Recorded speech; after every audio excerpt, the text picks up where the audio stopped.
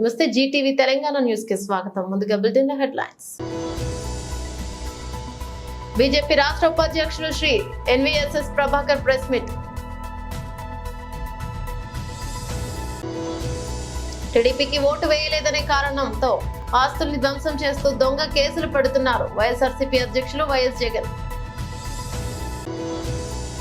ఫైళ్లు దగ్ధం చేసిన, పేపర్లు చించిన అవినీతి వైసీపీ నేతలను వదిలేది లేదు మాజీ మంత్రి కేఎస్ జవహర్. రాహుల్ గాంధీ దిష్టి బొమ్మలు కాల్చడంపై మండిపడుతూ షర్మిల ట్వీట్.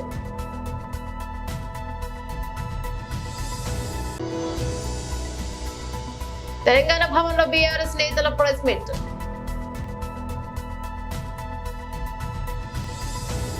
బీజేపీ రాష్ట్ర ఉపాధ్యక్షులు Shri NVSS Prabhakar press meet ను నిర్వహించారు. అధిష్టానాన్ని ఎంత ప్రసన్నం చేసుకుందామని అనుకున్నా కూడా, పడిగాపులు కాసినా కూడా పాలనాపరమైనటువంటి నిర్ణయాలు చేయటంలో ముఖ్యమంత్రికి ఏమాత్రం స్వేచ్ఛ లేదని చెప్పని ప్రతి పర్యటన సందర్భంలో జరుగుతున్నటువంటి సంఘటనలు, సన్నివేశాలు చాలా స్పష్టంగా అర్థమవుతా ఉన్నది. కాంగ్రెస్ పార్టీ సొంత బలంతోనే అధికారంలోకి వచ్చింది. ముఖ్యమంత్రి గారు రేవంత్ రెడ్డి గారు ప్రమాణ స్వీకారం చేశారు. క్యాబినెట్ విస్తరణకు సంబంధించి కీలకమైనటువంటి శాఖలు ఇంకా ముఖ్యమంత్రి గారి ఆధీనంలోనే ఉన్నాయి. మంత్రివర్గ విస్తరణకు సంబంధించినటువంటి విషయంలో ఇన్నిసార్లు ఢిల్లీకి వెళ్ళి ప్రాధాయపడాలా?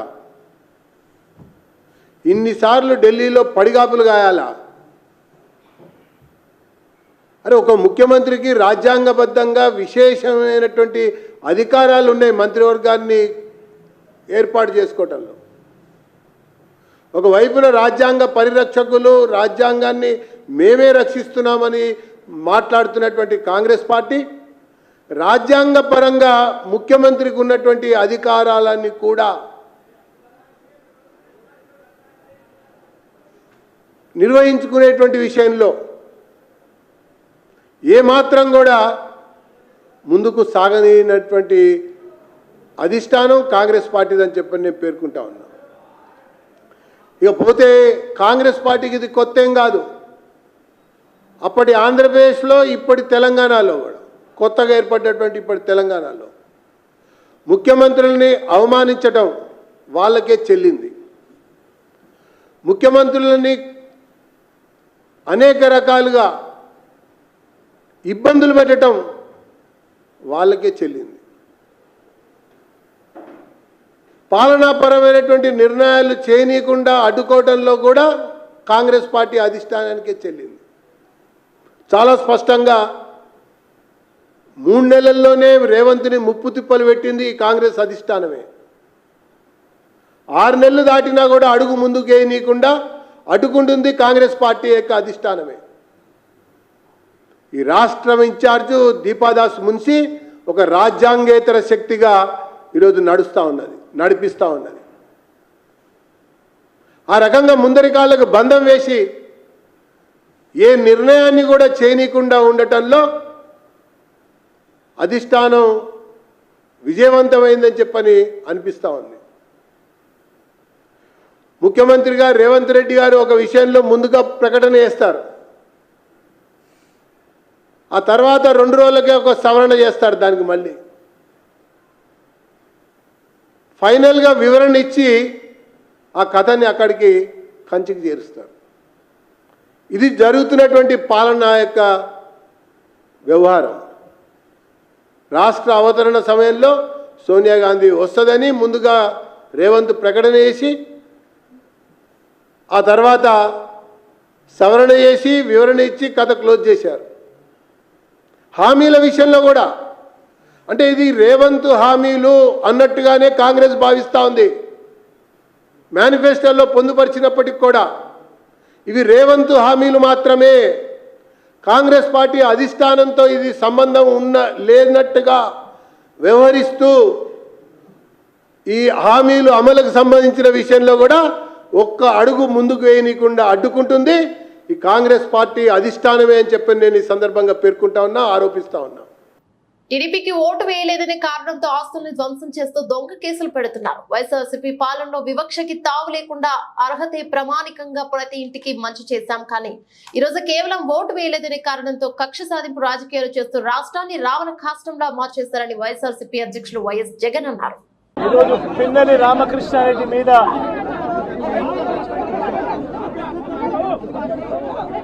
తన మీద ఏకంగా 307 అంటే అటెంప్ట్ టు మర్డర్ లాంటి కేసులు పెట్టి ఏ రకంగా అన్యాయంగా తనను జైల్లో నిర్బంధించడం జరుగుతూ ఉందో కూడా చూస్తూ ఉన్నాం. ఈరోజు రాష్ట్ర వ్యాప్తంగా కూడా ఇదే కార్యక్రమాలు జరుగుతూ ఉన్నాయి. రాష్ట్ర వ్యాప్తంగా కూడా కేవలం తెలుగుదేశం పార్టీకి, చంద్రబాబు నాయుడు గారికి ఓటు వేయలేదు అన్న ఒకే ఒక కారణంతో ఏకంగా ఆస్తులను ధ్వంసం చేస్తూ ఉన్నారు, దొంగ కేసులు పెడతా ఉన్నారు.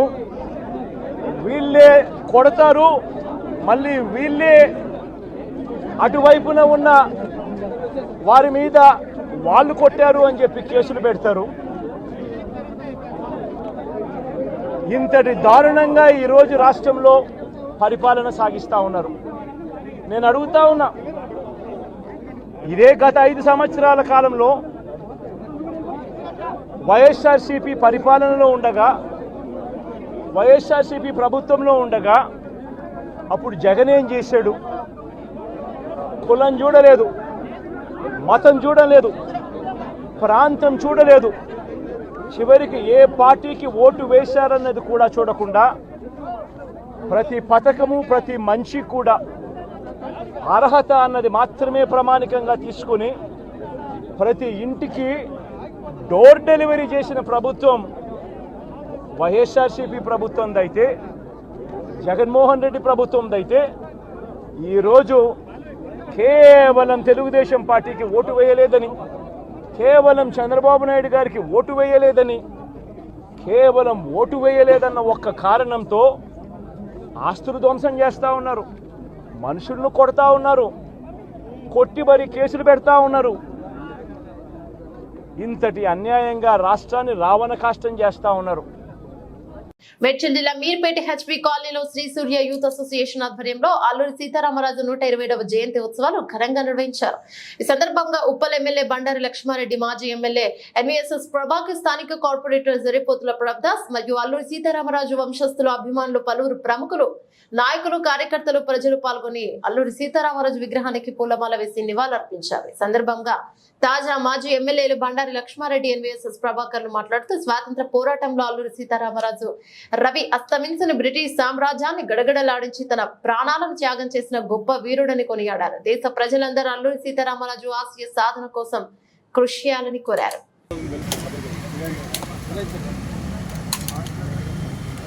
జై అల్లూరి సీతారామరాజుకు జై. జోహార్ మన్నం వీరుడు అల్లూరి సీతారామరాజుకి జై. జోహార్ మన్నం వీరుడు అల్లూరి సీతారామరాజుకి జోహార్.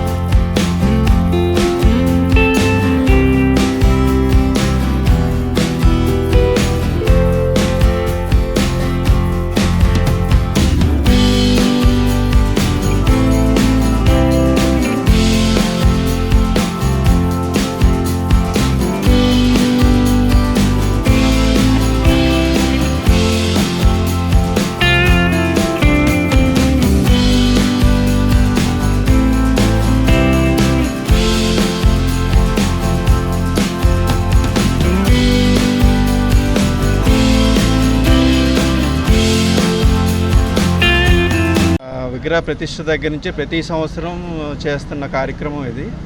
చాలా పెద్ద ఎత్తున చేస్తాం ఇది కార్యక్రమాలు.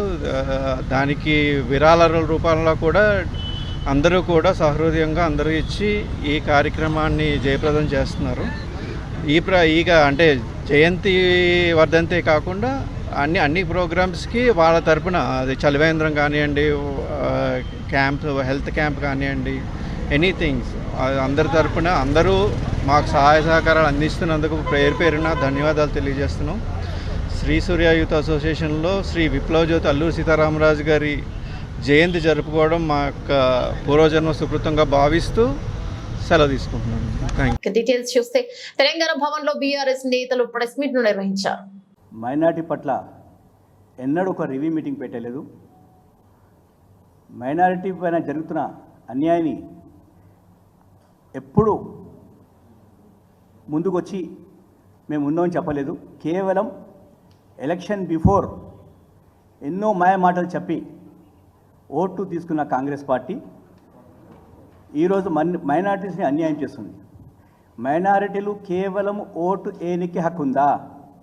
ఒకవేళ ఓటు ఏనికి హక్కు ఉన్నప్పుడు వాళ్లకు రావాల్సిన హక్కు మంత్రి పదవి కానీ, నామినేట్ పోస్టులు కానీ, ఎమ్మెల్సీలు కానీ ఎందుకు కాంగ్రెస్ పార్టీ ఇస్తలేదు? 10 years బీఆర్ఎస్ గవర్నమెంట్ ఉన్నప్పుడు గౌరవ తొలి ముఖ్యమంత్రి గారు కేసీఆర్ గారు మైనారిటీ పట్ల ఫస్ట్ టైం గవర్నమెంట్ ఏర్పాటు చేసినప్పుడు డిప్యూటీ సీఎం ఇచ్చారు మహమూద్ అలీ గారికి.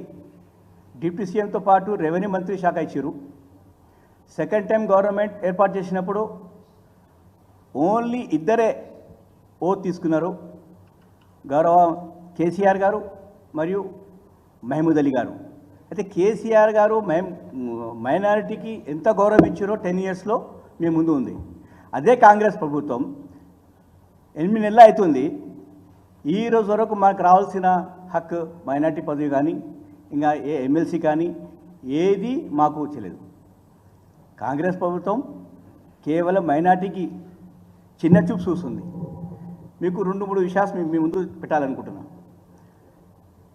ఒకవేళ మైనారిటీ పైన ప్రేమ ఉంటే మీరు ఎమ్మెల్యే కోటాలో ఎందుకు ఎమ్మెల్సీ ఇవ్వలేరు?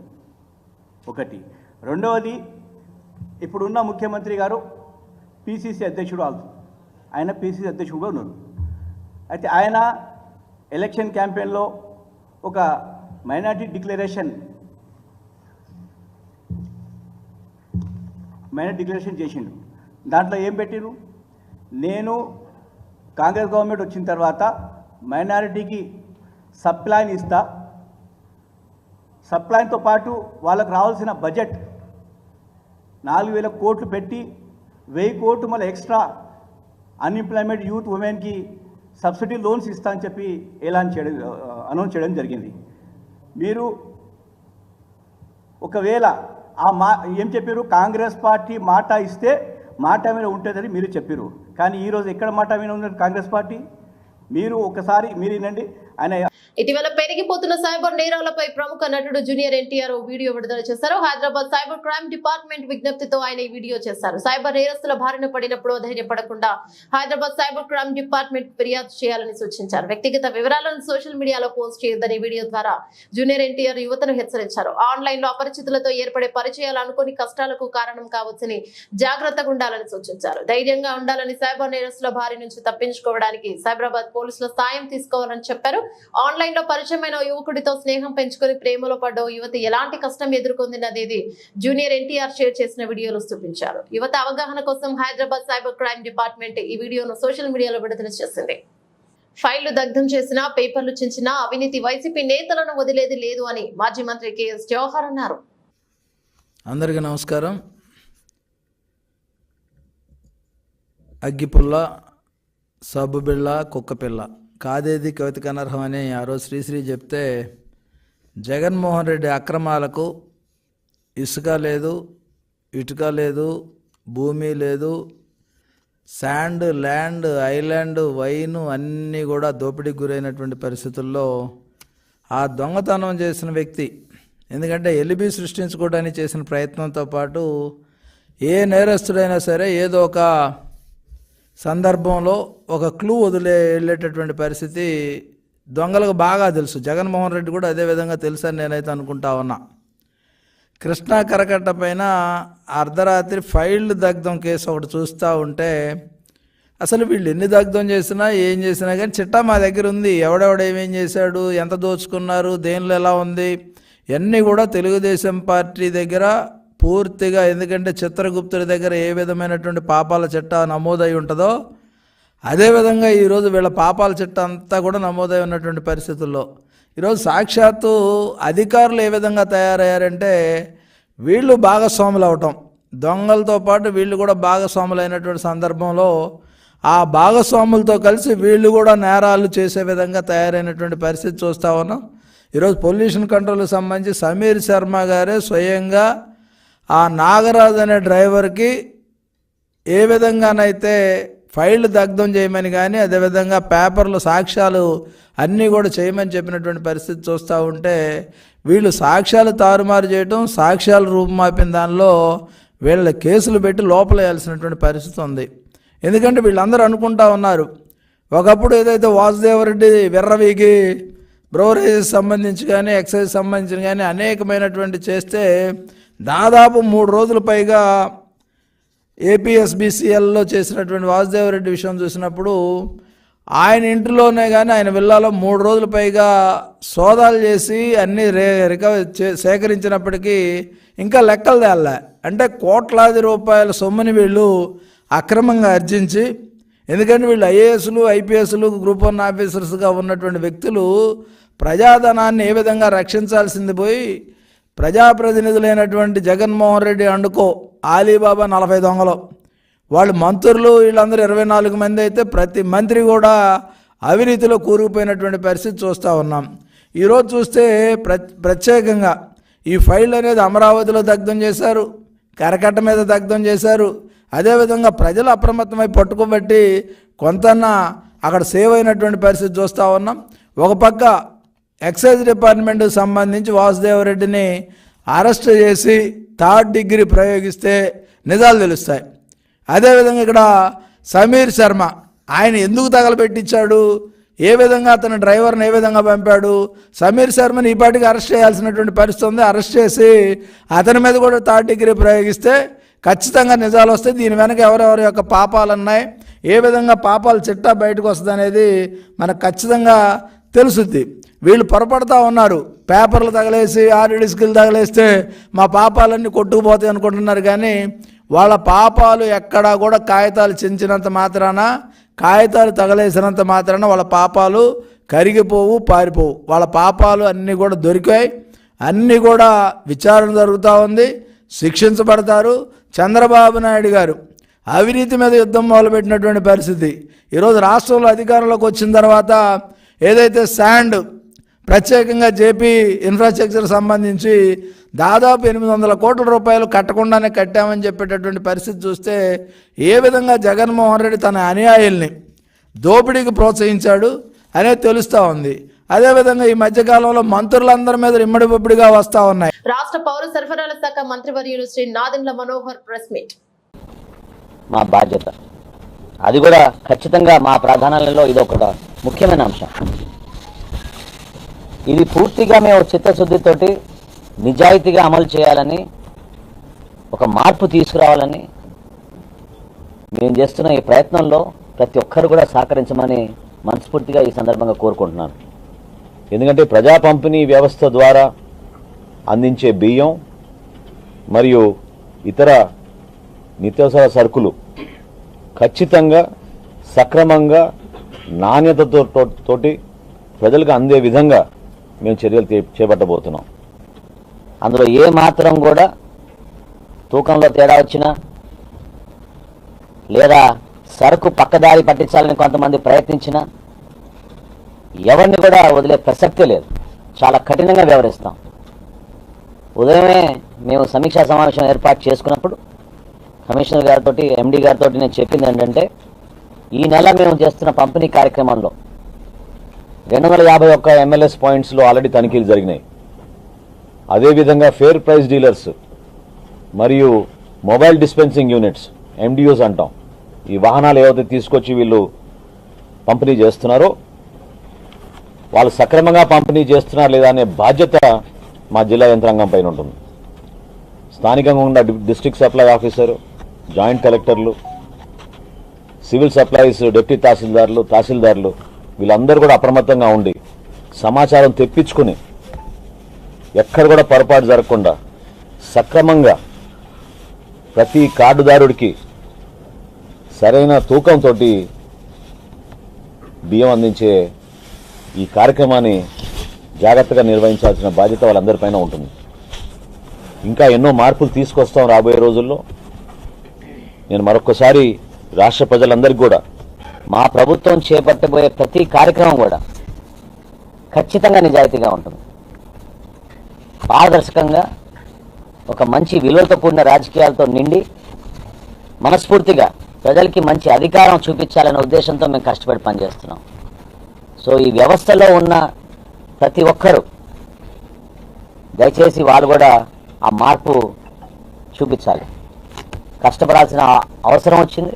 మన రాష్ట్రాన్ని మనం కాపాడుకోవాలి. ఈరోజున్న పరిస్థితిని మనం మార్చుకోవాలనుకున్నప్పుడు నిజాయితీగా పనిచేయాలి. అందులో భాగంగా గత వారం రోజుల నుంచి మీరు చూశారు, రాష్ట్ర వ్యాప్తంగా ఎక్కడైతే బియ్యం అక్రమంగా ఎగుమతులకు పాల్పడుతున్నారో, ఒక అడ్డాగా కేర్ ఆఫ్ అడ్రస్గా కాకినాడ పోర్ట్ని మార్చేశారో అక్కడ తనిఖీలు విస్తృతంగా చేశాం. ఇప్పుడు వరకు మేము చేసిన తనిఖీల్లో 35,404 మెట్రిక్ టన్నులు సీజ్ చేయడం జరిగింది.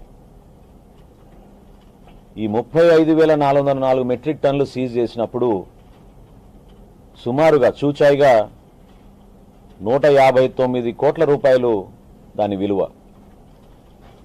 ఇది బహుశా ఇది ఏ దేశ ప్రజల ఐక్యత, సోదర భావం, ప్రేమ, శాంతి సందేశంతో వేల కిలోమీటర్లు పాదయాత్ర చేసిన ఘనత రాహుల్ గాంధీది. అలాంటి వ్యక్తి దిష్టి బొమ్మలు కాల్చించడం బీజేపీ నీచ సంస్కృతికి నిదర్శనం అంటూ Congress party AP chief YS Sharmila tweet చేశారు. ఆకాశం మీద ఉమ్మితే అది మీ మీదే పడుతుందని బీజేపీ నేతలను హెచ్చరించారు. జూట్ బోలో బార్బాద్ జూట్ బోలో అంటూ పార్లమెంట్ ను అబద్దాల ఖజానాగా నడుపుతున్నారని మండిపడ్డారు. దేశ ప్రజలను పదే పదే మభ్యపెడుతూ సంస్కారం, విచక్షణ కోల్పోయారని తీవ్ర వ్యాఖ్యలను చేశారు. పార్లమెంట్ సాక్షిగా ఫాసిస్టు పాలన నడుపుతున్నారంటూ నరేంద్ర మోదీపై విమర్శలను గుప్పించారు. విరోచిత పోరాట పటిమ, అద్భుత వాగ్దాటి, మనస వాచ కర్మణ, దేశం ప్రజల కోసమే నిలబడే నిస్వార్థ చింతన వంటి గొప్ప లక్షణాలు ఉన్న రాహుల్ గాంధీని అవమానించడం ద్వారా ఏం సాధించాలని అనుకుంటున్నారని మోదీ ప్రశ్నించారు. మీ నీచ రాజకీయాలను, మోసపూరిత చర్యలు, ప్రజల గుండెల్లో విషం నింపే కుట్రలను యావత్ దేశం గమనిస్తోంది. మీ మాయ మాటలకు మోసపోయేంత అమాయకులు కారు ప్రజలు. మణిపూర్ తగలబడుతూ ప్రజల భవిత సర్వనాశనం అవుతుంటే అక్కడ పర్యటించలేని పిరికి ప్రభుత్వం మీది. మీరా దేశానికి మంచి చేసేది, మీరా రాజ్యాంగం గురించి మాట్లాడేది అని నిలదీశారు. దిష్టి బొమ్మలే కాదు, గోధ్రా, మణిపూర్లను కూడా తగలబెట్టించిన నైజం మోదీదని వైఎస్ షర్మిల తీవ్ర ఆరోపణలు చేశారు. ప్రపంచంలోకెల్లా అత్యంత పదునైదనిదిగా, నాశనం కానిదిగా అభివర్ణించే పురాతన ఫ్రెంచ్ ఖడ్గం దృశ్యమైంది. రోకమడోర్ అనే పట్టణంలో 1300 ఏళ్లుగా 100 అడుగుల ఎత్తైన బండరాయిలోకి సగం దిగబడిన కత్తి చోరీకి గురైనట్లు స్థానికులు భావిస్తున్నారు. దీంతో రంగంలోకి దిగిన పోలీసులు దర్యాప్తును ప్రారంభించారు. అయితే 100 అడుగుల ఎత్తున ఎక్కి ఆ ఖడ్గాన్ని దొంగిలించడం ఎలా సాధ్యమో అంతుబట్టగా తలలు పట్టుకుంటున్నారు. ఇప్పటి వరకు ఈ పట్టణానికి అతిపెద్ద టూరిస్ట్ అట్రాక్షన్ గా ఈ ఖడ్గం, దాని చరిత్ర నిలిచాయి. ఇప్పుడు ఈ కత్తి అదృష్టం కావడంతో స్థానికులు తమ విధిరాత ఎలా మారుతుందోనని కలవరపడుతున్నారు. 100 ఏళ్లుగా తమ పట్టణ చరిత్రతో ముడిపడి ఉన్న ఆ ఖడ్గం గురించి ప్రతి టూరిస్ట్ గైడ్ వివరించకుండా ఉండేవారు కాదని పట్టణ మేయర్ డొమినిక్ లిన్ఫెంట్ చెప్పారు. డురండుల్ గా పిలిచే ఆ ఖడ్గానికి ఫ్రెంచ్ ఎక్స్కాలిబర్ అని కూడా పోయింది. ఇక స్థానిక స్థల పురాణం ప్రకారం ఆ ఖడ్గానికి అతీంద్రియ శక్తులు ఉన్నాయి. ఒక్క వేటుతో రాతిని కూడా అది రెండుగా చీల్చగలదు. 8వ శతాబ్దంలో ఖడ్గాన్ని ఓ దైవ దూత నాటి రోమన్ చక్రవర్తి చార్ల్ మెగ్నికి అందించింది. ఆ తర్వాత కొంతకాలానికైనా ఖడ్గాన్ని తమ అత్యుత్తమ సైనికుడైన రొలాండ్ కు బహుకరించారు. అయితే యుద్ధంలో మరణించే ముందు రొలాండ్ ఆ ఖడ్గం శత్రువుల చేతికి చిక్కదని భావించి దాన్ని విరగొట్టాలనుకున్నాడు. కానీ అది సాధ్యం కాకపోవడంతో అసహనానికి లోనై దాన్ని గాల్లోకి విసిరాడు. దీంతో ఆ కత్తి గాల్లో కొన్ని 100 కిలోమీటర్ల దూరం ప్రయాణించి చివరకు రొకమండోర్ పట్టణంలోని రాతికొండలో దిగబడింది. 11వ శతాబ్దం నాటి ఫ్రెంచ్ సాహిత్యంలోనూ డురండల్ మాయాశక్తుల ప్రస్తావన ఉంది. ద సాంగ్ ఆఫ్ రొలాండ్ పేరిట ఉన్న ఆ పద్యం తాలూకు కాపీ ప్రస్తుతం ఆక్స్ఫర్డ్ లోని బోడ్లియన్ లైబ్రరీలో ఉంది. బ్రిటన్ ముగించే ముందు హెడ్లైన్స్ మరోసారి. బీజేపీ రాష్ట్ర ఉపాధ్యక్షులు Shri NVSS Prabhakar press meet. టీడీపీకి ఓటు వేయలేదనే కారణంతో ఆస్తుల్ని ధ్వంసం చేస్తూ దొంగ కేసులు పెడుతున్నారు వైఎస్ఆర్సీపీ అధ్యక్షులు వైఎస్ జగన్. ఫైళ్లు దగ్ధం చేసిన, పేపర్లు చించిన అవినీతి వైసీపీ నేతలను వదిలేది లేదు మాజీ మంత్రి కేఎస్ జవహర్. రాహుల్ గాంధీ దిష్టి బొమ్మలు కాల్చడంపై మండిపడుతూ షర్మిల ట్వీట్.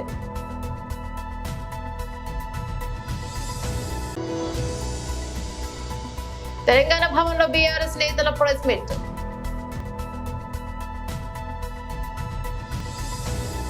ఇవి బులెటిన్లోని అప్డేట్స్. మరో బులెటిన్ మళ్ళీ కలుసుకుందాం. అందరికి సెలవు, నమస్తే.